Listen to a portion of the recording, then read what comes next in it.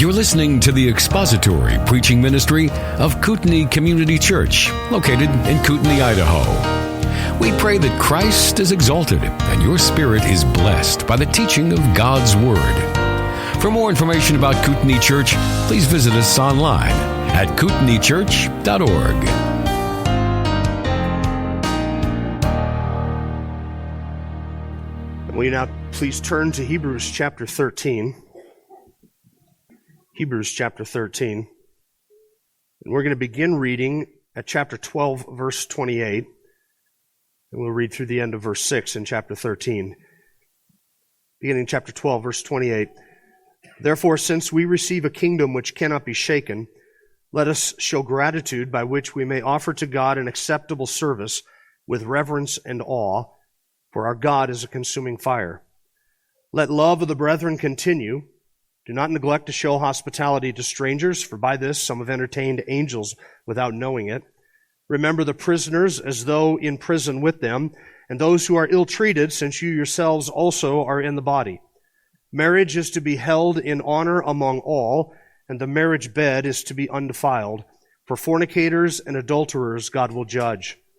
Make sure that your character is free from the love of money, being content with what you have.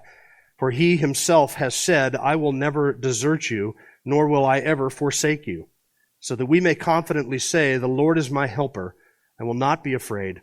What will man do to me? Marriage is what brings us together today. I have always wanted to say that at the beginning of a wedding that I've officiated. I've never had the courage to do it, though I probably would have come closest at one of the weddings that I officiated for one of my children. If I'm ever diagnosed with cancer and I know I've got one wedding ceremony left to do and I'm given the opportunity to do it, that's how I'm going to begin.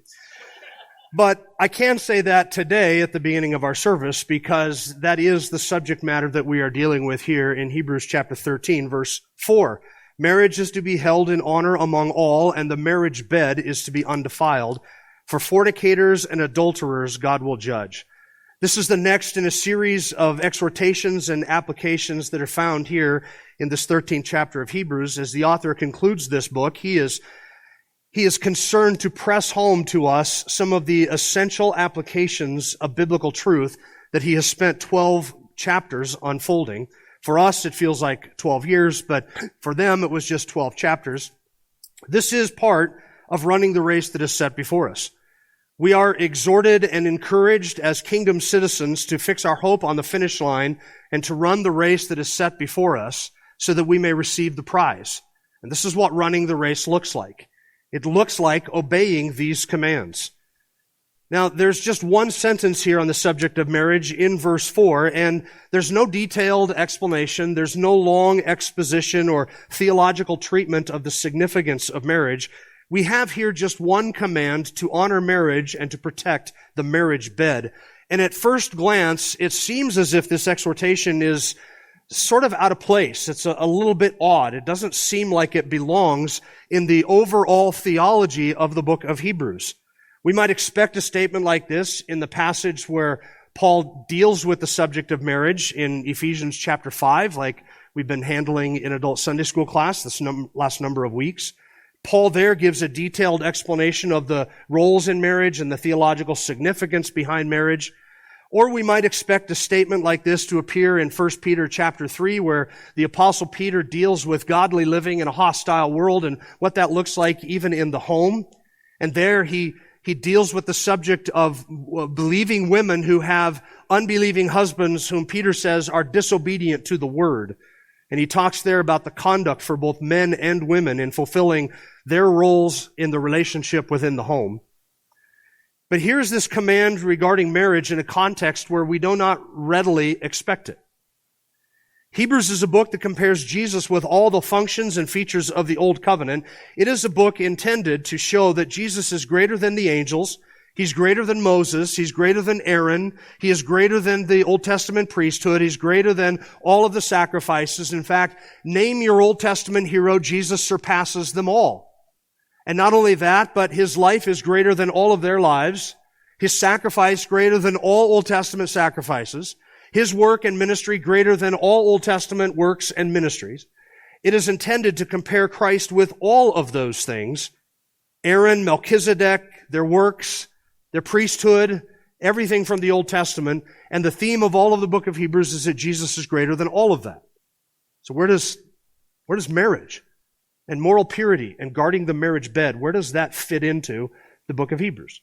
For instance, back in chapter 7, when we were looking at the passage that compares the Melchizedekian priesthood with the priesthood of Jesus and the Aaronic priesthood, we're looking at that passage and we saw how Levi was in the loins of Abraham, and Abraham paid tithes to Melchizedek, and therefore Levi was paying tithes to Melchizedek, and therefore Melchizedek is greater than Levi. And if Melchizedek is greater than Levi, then the priesthood that Melchizedek had, which is without beginning and without end, is greater than the priesthood that Levi was given, and therefore his sons, and therefore Aaron. It's greater than all of that. How many of you, when we went through chapter 7, were thinking to yourself, I bet that there's a verse on the purity of the marriage bed and honoring marriage somewhere in this epistle? Just seems out of place, doesn't it? Or when we're in chapter 8 and we're dealing with the new covenant and the glories of the new covenant and how it surpasses the old covenant, and we got that exposition of Jeremiah chapter 31 and the explanation of how the Old Testament was nothing but shadows and symbols and the New Testament is the fulfillment of all of that and the greater covenant. Were any of you thinking to yourself, this would be the perfect place to work in a verse on honoring marriage and the marriage bed? Any of you thought that? Some of you are thinking, that was so long ago, I don't even remember what I was thinking back when we covered that. Or how many of you, when we were in chapter 9, looking at the tabernacle and the furniture and the Day of Atonement and the sprinkling of blood on the altar once a year behind the veil, and comparing that to the work of Jesus in offering one sacrifice for sins and then forever sitting down at the right hand of the Father, how many of you thought to yourself, I think that honoring the marriage and the marriage bed is the perfect application of this truth? In fact, if you go back and you listen to some of those messages, you'll probably not hear me draw that application at all in any of that. So what does marriage and honoring the marriage and the marriage bed have to do with the book of Hebrews? Let's consider it from a bit of a different angle. Consider this. The glorious Messiah who was promised and pictured for the entire Old Testament dispensation has now come to accomplish the ultimate work to redeem a people for his own possession. He has offered one sacrifice for sin and has sat down at the Father's right hand, where he currently makes intercession for those whom the Father has given to him, so that he might save them and secure them and sanctify them everlastingly. And those people whom the Father has given to him, whom the Son has then redeemed and purchased by his own blood, he has done this because they are his people. And he even now makes intercession for them to apply the merits of his life and his sacrifice to their account, so that there is no condemnation to those who are in him, and they are promised only glory, only joy, only reward, and he has made them his own, and as his people, we are called out of this world and into an eternal kingdom. And he has given us this kingdom. It is ours. And even now, he sits beyond the veil, as it were, in heaven, praying for us, encouraging us to run our race. And then he does everything in his power to secure the finishing of that race on our behalf, for us. And he sustains us through that. Having purchased us, he sustains us and keeps us, and he has secured us and will bring us past that finish line to himself as his own people, a blood-bought and redeemed people zealous for good works. That is what he has done. Now, since he has done that, how ought holy people to live? Well, they should, in verse 1, love one another. They should, in verse 2, love the stranger. They should, in verse 3, love the prisoner. And they should, in verse 4, love their spouse. See, it just seems natural now, doesn't it? You say, how come I never even saw this back in the first 12 chapters of the book? This seemed like such a natural way of applying all of that biblical truth. And here in this context, what he is saying is that the salvation that is described in the first 12 chapters of this book will be seen in the lives and the behavior and the conduct of those who have been so purchased. It will be seen. The redemption will result in a certain kind of marriage. This redemption will result in a pure and holy sexual ethic. And if your Christianity does not affect your marriage and your marriage bed, you are living a lie. That is the straightforward point. You're living a lie. You are, at best, a hypocrite. That is the best thing you can say. At worst, you may in fact be a self-deceived apostate in the making. If your Christianity does not affect your marriage and your marriage bed, you're either a hypocrite or you are a self-deceived apostate in the making. You know what inevitably goes with apostasy nearly every time we see it? Sexual immorality.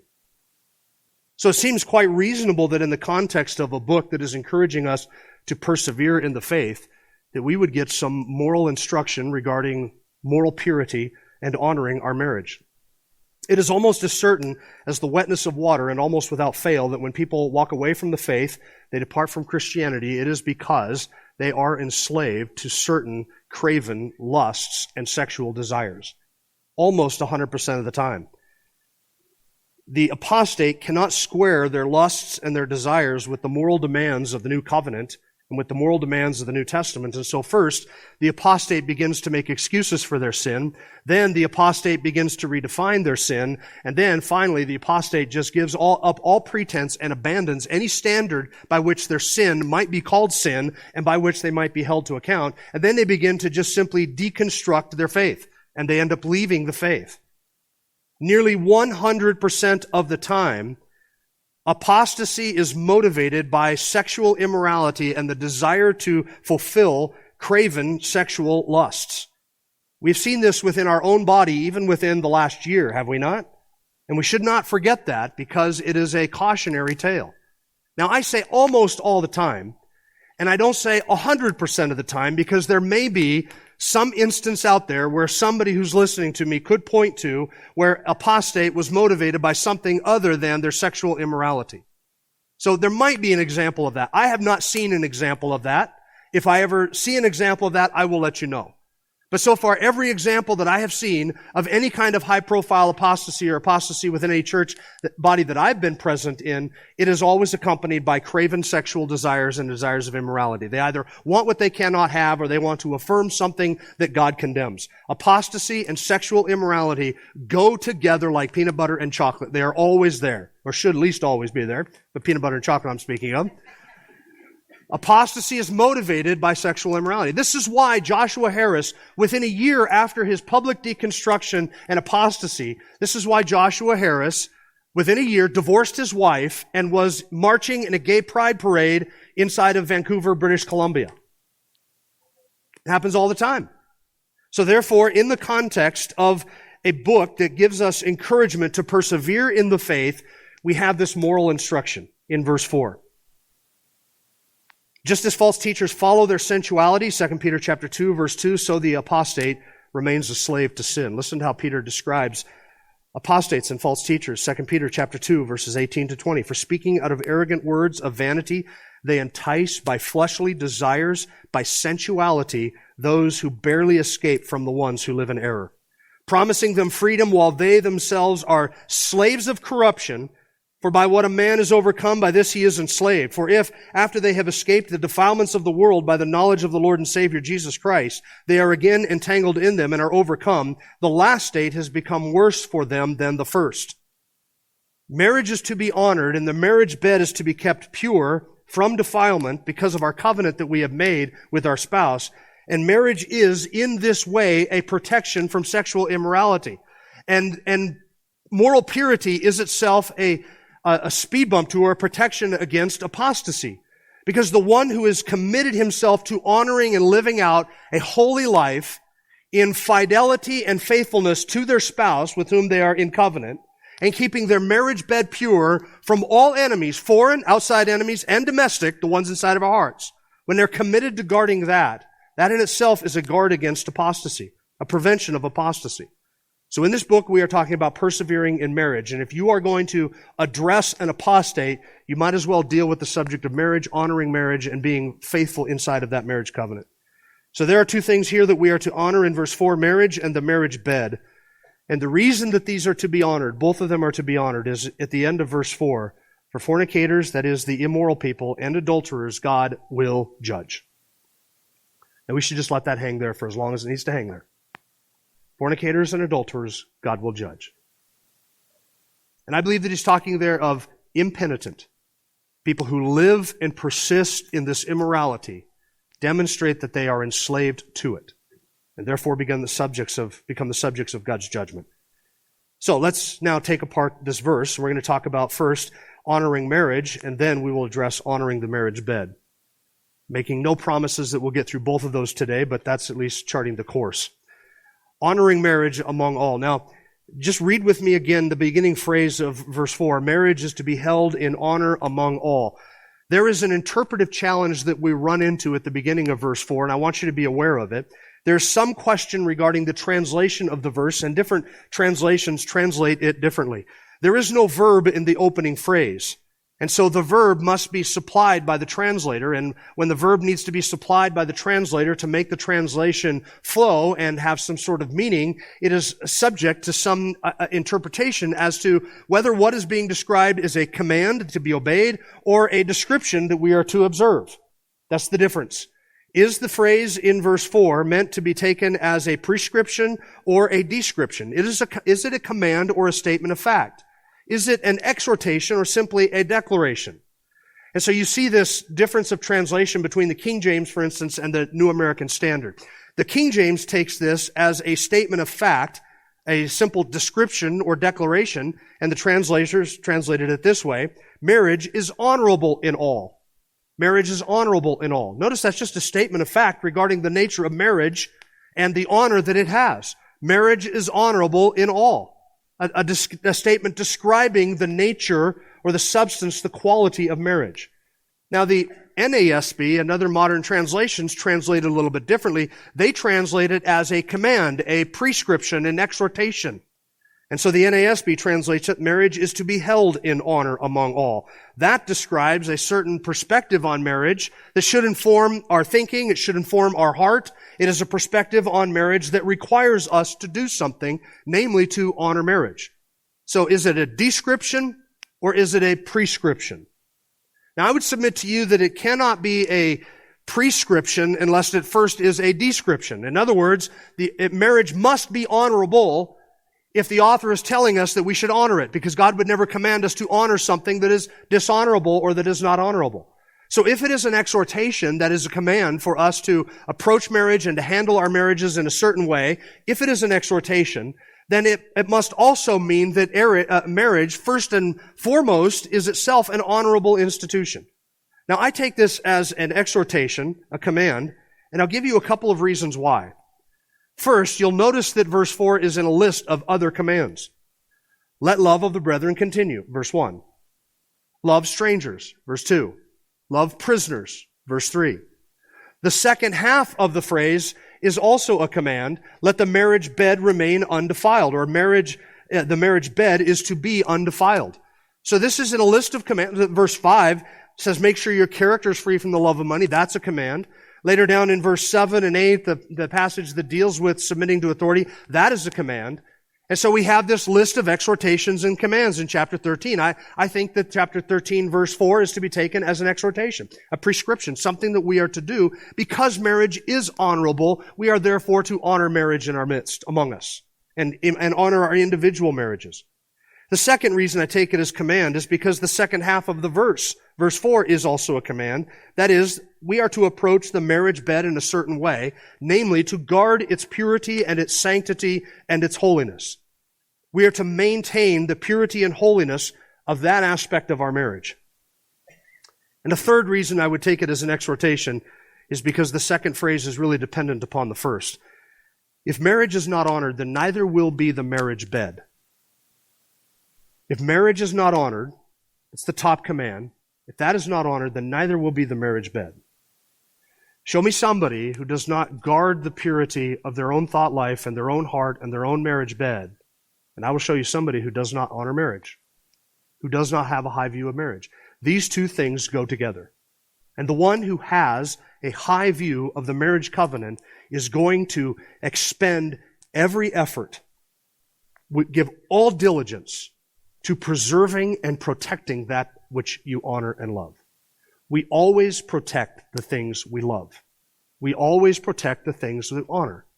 And so if somebody does not protect the purity of their marriage bed, they are not protecting their marriage. These two things go hand in hand. So he is not simply declaring something true about marriage. He is exhorting us to honor it and to hold it in honor, and that is the first step. So we can take 2 points from this. Number one, that we should honor marriage, and second, that we do this by maintaining the purity and sanctity of the marriage bed. We honor marriage by maintaining purity and sanctity of the act within marriage that is authorized and created by God. And I don't want you to miss what verse 5 says, because there is a connection between verses 4 and 5. And before we go any further, I want you to see this connection. Look at verse 5. Make sure that your character is free from the love of money, being content with what you have. For he himself has said, I will never desert you, nor will I ever forsake you. I want you to see a connection there. In verse 4, he talks about sex. In verse 5, he talks about money. Are these two related? You know what the two greatest causes of conflict within a marriage are? Sex and money. Do you know what couples fight about more than anything else? Sex and money. Do you know what reveals the condition of our hearts more than anything else? Sex and money.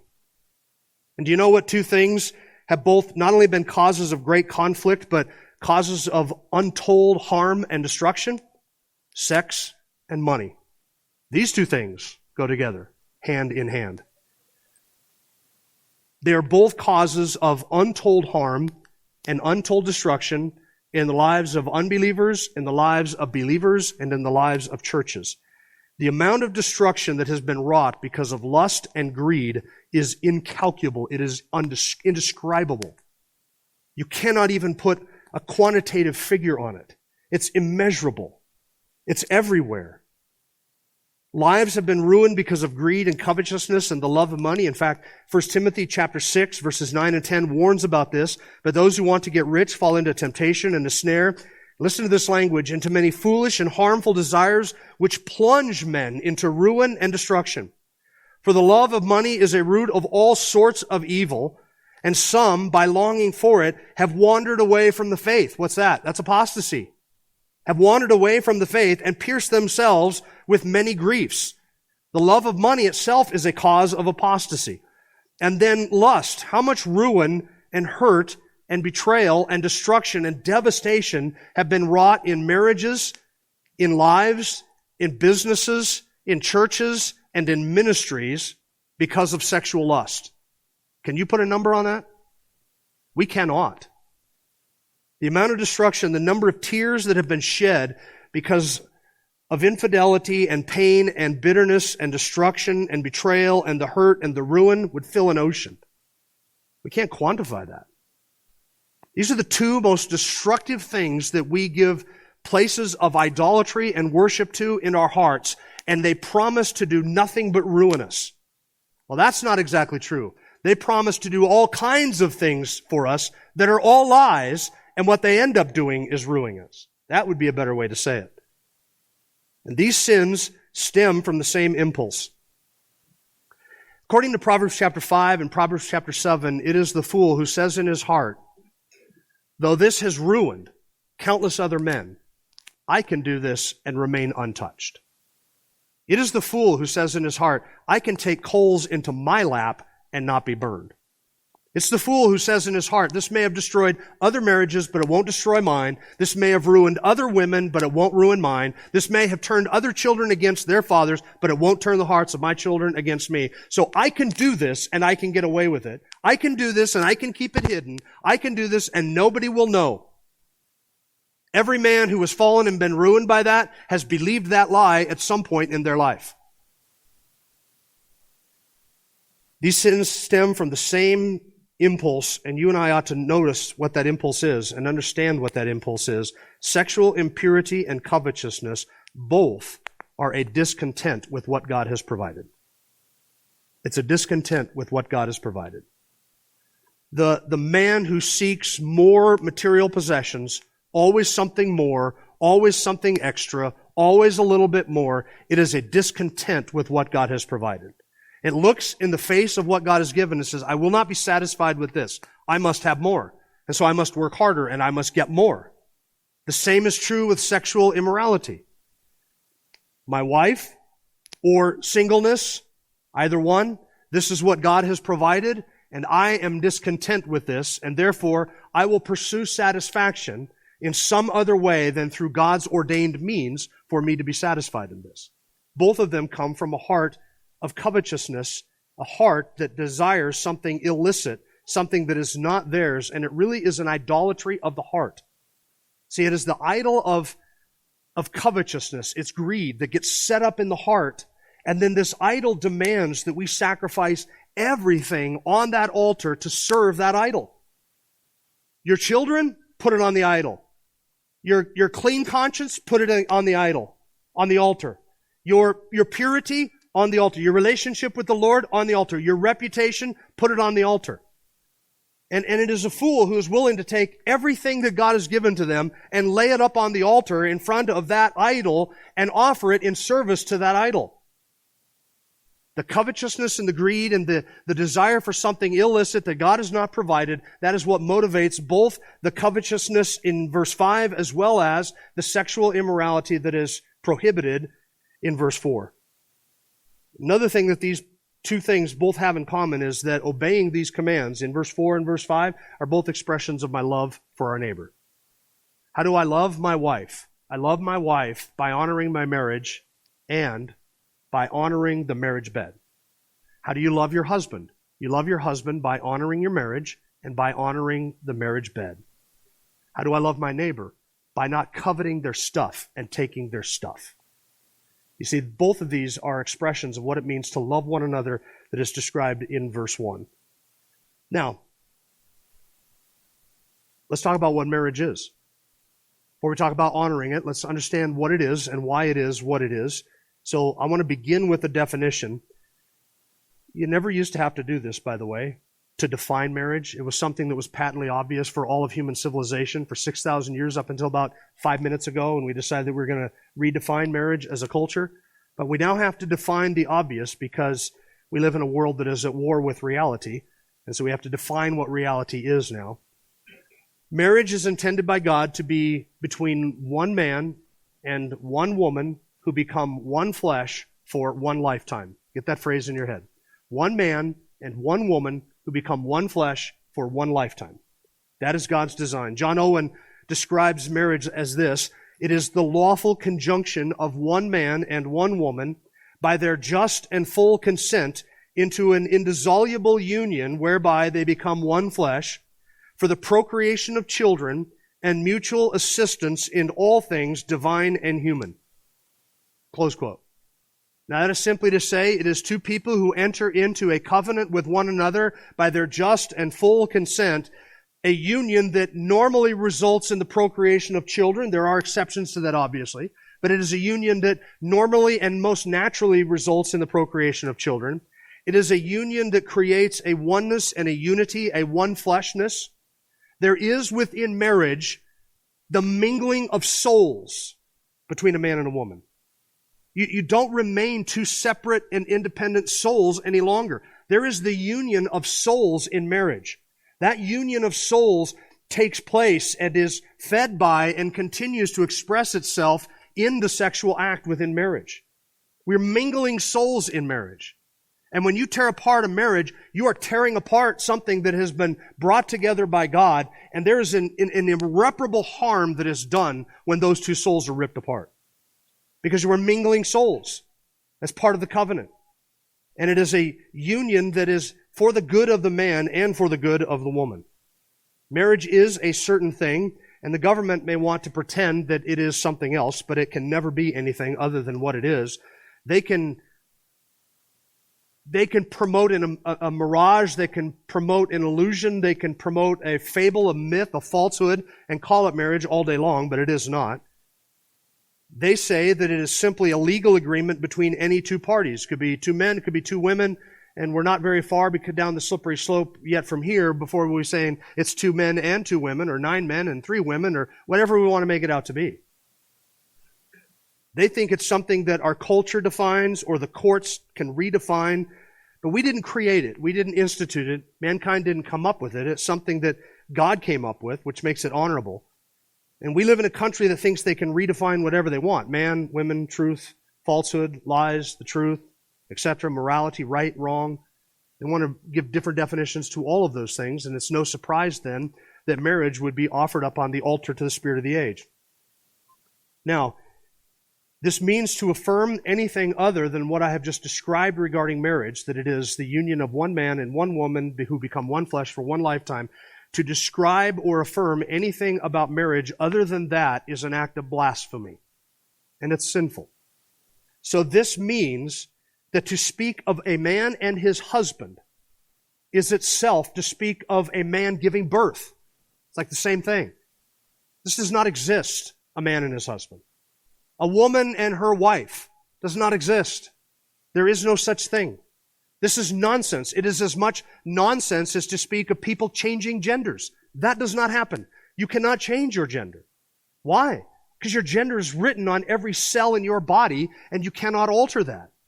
You can change your perception of yourself, you can change what you call yourself, but you cannot change your gender. Your gender is established by God and written inside of your genetic code. It is the same thing with marriage. You can talk about, you could say a man married another man. That doesn't make any sense. That's incomprehensible.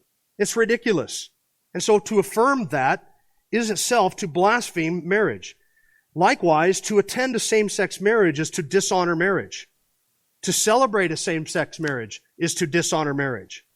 To speak of my sister or my mother and her wife, to describe that as if that has any legitimacy whatsoever is to dishonor marriage. It is to speak something that is profane and blasphemous, and it is therefore to profane and blaspheme a holy institution. To celebrate it, to congratulate it, to send a gift, these things dishonor God because they dishonor the institution of marriage. So to view marriage or to describe marriage as anything other than one man and one woman becoming one flesh for one lifetime is itself to profane God's good gift and to blaspheme the God who established that gift. That was self-evident until 5 minutes ago in human history. That was self-evident. Now it needs to be said, and to say it makes you a pariah, probably make you a prisoner like we talked about last week, to even utter these things. Now, why is marriage honored, and what makes it so honorable? Let me give you a couple of things that make marriage honorable. Since we're talking about the description of marriage, it must be honorable if we are commanded to honor it. Why is it honorable? It's honorable first and foremost because of its source, that God created it. It is His ordinance, it was His idea, and in fact it is an expression of His wisdom. He said it is not good for man to be alone. And by the way, it's not good for a woman to be alone either. But He's the one who said, this is what is good. And so marriage, therefore, and the institution of it, is an expression of God's wisdom and His love to provide what is good for His people, for His creation. And since He created it, He gets to ordain what it is. He brought the sexes together in the Garden of Eden, Adam and Eve, a man and a woman, and in His design, He defined what marriage is. Genesis chapter 2, verse 24, for this reason, a man, one man, and shall leave his father and mother and be joined to his wife, that is one woman, and they shall become one flesh. And Jesus and Moses revealed that that was intended to be a lifetime commitment. Now Jesus, by the way, did not take a more progressive or liberal or libertine approach to the subject of marriage than you find in the Old Testament. He did not come onto the scene and say, look, I know you've heard that marriage is between a man and a woman, but I say unto you, he just didn't say that at all. He didn't redefine it. He didn't take a more liberal approach to it. Because Jesus was an orthodox, theologically orthodox Jew who affirmed at every turn what is said in the Old Testament regarding marriage. And every time he quoted the Old Testament, whether it was the law or the Psalms or the poetry section, every time he quoted that, he affirmed the authority of it and the truthfulness of it. So when Jesus comes onto the scene, He doesn't give us anything different about marriage than what had been affirmed all the way through the Old Testament. Further, marriage was created for man in his innocence. In his innocence. It was prior to the fall, prior to sin, prior to the curse. That means marriage was not given as something to overcome the curse and not given as sort of a crutch to help men deal with the curse. It was given to men in their innocence when they were holy and innocent and had not yet corrupted themselves. So their minds were not corrupted, their hearts were not corrupted, they had no sinful inclinations. And it was in that context that marriage was given to them, so that they might enjoy not only each other, but the pleasures and benefits that come with the marriage relationship.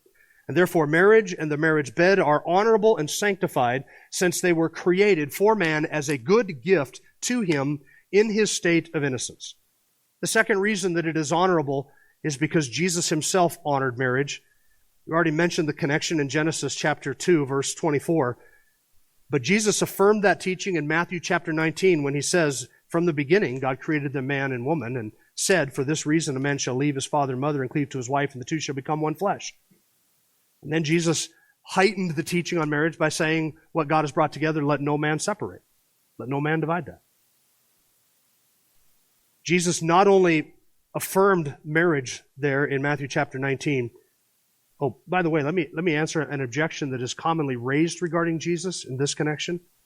People will often say, who are defending same-sex relationships, same-sex attraction, and same-sex marriage, people will often say, Jesus didn't say anything about homosexuality. Is that a true statement or a false statement?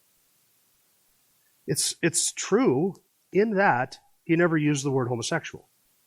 But it is false in that he never addressed it, because he did address it. He did address it in Matthew chapter 19. By the way, when somebody says that to me, Jesus never said anything about homosexuality, then a good rejoinder to say back to that is, so you're telling me Jesus never had a good thing to say about homosexuality? He did say something about it. In Matthew chapter 19, when he pointed back to the Garden of Eden, Genesis chapter 2, Jesus said, this is what marriage is. God has defined it. This is the purpose of it. This is how sex is to be used and the context in which it's to be used. And therefore, anything outside of that is itself porneia, immorality, and adultery. So he did address it. He did speak of it, because he described what God's purpose is. And therefore, anything outside of that purpose is outside of the good purpose and plan of God. Second, Jesus not only testified to the honoring of marriage in Matthew chapter 19, but Jesus honored marriage himself when he performed his first miracle at a wedding in Cana of Galilee in John chapter 2. The first place he did a miracle in John chapter 2 was in Cana at a wedding.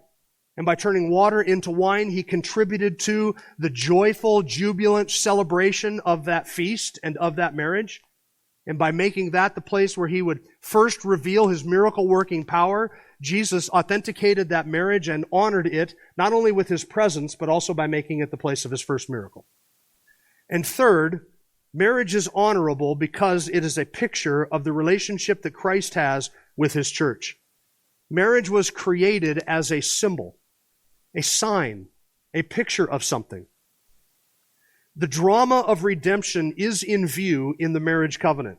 The man plays his part of Christ as he provides and protects for his bride, and the woman plays the part of the church as she submits to the headship and leadership of her husband, and as she honors him and respects him and helps him, both of them through that mutual act of others-centered, other-focused, laying down their lives for the sake of the other one. Both of them in that act are acting out the drama of redemption. For in Scripture, the church is called the bride of Christ.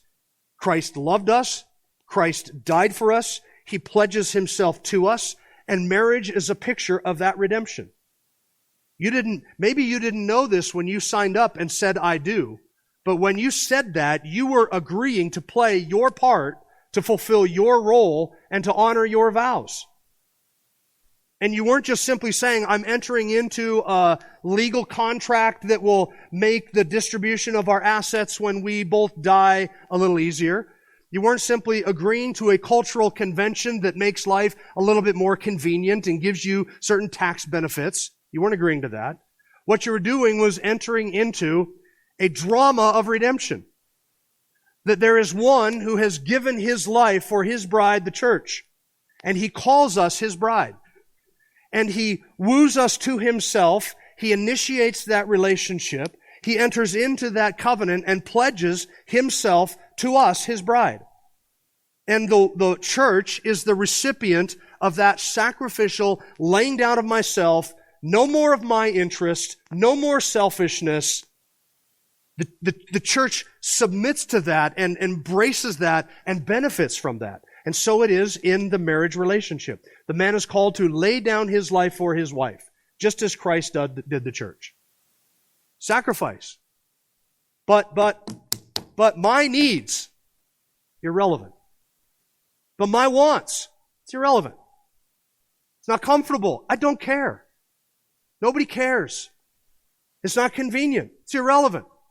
None of it matters. Every excuse you can offer is irrelevant. You can stand before the judgment seat of Christ and say, well, I would have obeyed that, but the woman that thou gavest me, Lord, not going to be able to say that. All of that is irrelevant. But He doesn't love me like He should. It's irrelevant. He doesn't care for me like Christ does the church. So what? None of that has any bearing upon this truth. That your marriage is a stage upon which the glory of God in the gospel is to be played out in front of the watching world, in front of every other couple in the church. Each sacrificing and giving to the other, honoring the other, and thus honoring the marriage covenant. Each one laying down their lives for the sake of the other, putting aside their interests and considering the interests of others as more important than themselves, seeking to benefit and bless the other partner above all things. That is what the gospel is. And when the world looks at Christian marriages and they see that on the world stage, it says something. It is the gospel being played out. You're not just you do the dishes and I'll do the laundry, or I'll take care of the car and you take care of the house. It's not that. How banal is that type of arrangement? How simple, how stupid, how worldly, how empty is that? But instead, when Christians say, I'm going to honor my marriage because God has given me an opportunity to display the gospel to everybody who watches. And so therefore, as a man, I will lay down my life for my wife, just as Christ did the church. Or as a woman, because I am displaying the gospel, I am going to honor, respect, and love and care for my husband, just as the church honors and respects Christ. So I will do that. With the goal being that we will display the glory of God in our relationships and in our marriages and in each of us fulfilling the roles that God has given to us. The man is to pursue, and I'm just speaking to men now because I am one, have been for quite a while. The man is to pursue Christ-likeness in his marriage. Christ-likeness. And men, if you have no desire to be like Christ, you have a serious problem. I would suspect that you're not even saved. You have to look that deeply at your heart. Does it mean you have a passion, it's your all-consuming desire, it's the only thing you think about 24/7? No, none of us can do that. But is that desire there? Are you seeking to be conformed into the image of Christ so that you may learn to treat your wife as Christ would treat your wife if He were married to her? John MacArthur said, and I would affirm every syllable of this sentence, that you can tell what a man thinks about Christ by how he treats his wife. Likewise, I think you can tell a lot about how a couple thinks about the gospel from how they treat one another. The man who is verbally abusive and neglectful or harsh to his wife, who thinks not of her, neglects her, that is his view of what Christ is like to His bride. Do you want to be like Christ? Marriage is honorable not just because of its source and not just because Christ's testimony and not just because it is a picture of marriage, or a picture of redemption, but marriage is honorable because of its purpose. The purpose of marriage is not just to make things more convenient. It's not to give you a tax benefit. It's not so you can split household duties or alleviate loneliness. Those things might happen as a result of marriage. They often do. But the purpose of marriage is to display the glory of God through a life that is lived in obedience to His commands. It is to put on display the redemptive purpose of God in creation. Is your view of marriage that high? If it's not, you have an inadequate view of marriage. So let's lift our eyes a little bit. Let's come to realize why it is that we are to hold marriage in honor. It is the highest, the greatest, the most profound, and the most transcendent of all human relationships. It is the highest and the best and the most glorious and the most profound and the most meaningful of any relationship that you can possibly have on this planet, on this side of eternity. There is nothing, you cannot have this kind of relationship with anybody else but your spouse. Only your spouse is the special object of this kind of affection and honor. And only in this relationship do you get to enjoy the blessings that come with it. It's a lifetime of work, I understand that. But it is the most profound and transcendent reality that you and I get to touch this side of heaven. And therefore, when we do not honor it, when we tarnish it, and when we defame it, we are dishonoring and tarnishing and defaming the most profound, the most transcendent, the most glorious, and the most honorable relationship that we could possibly ever have. Let us not do that. Thank you for listening to the latest podcast from Kootenai Church. If you'd like to learn more about Kootenai Church or to donate to our church ministry, you can do so online by visiting kootenaichurch.org. We hope you enjoyed this podcast and pray you'll join us again next time. Once again, thank you for listening.